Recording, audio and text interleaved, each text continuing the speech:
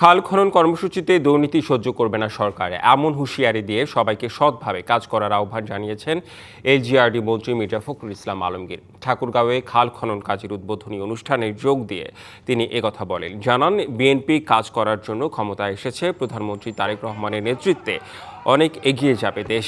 কেউ যাতে অভিযোগ না করতে পারে সেজন্য সবাইকে সৎভাবে কাজ করতে হবে। বলেন, যে কোনো মব কঠোর হাতে দমন করা হবে, গায়ের জোরে আইনের বাইরে গিয়ে কেউ কোনো কাজ করার চেষ্টা করলে ব্যবস্থা নেওয়া হবে।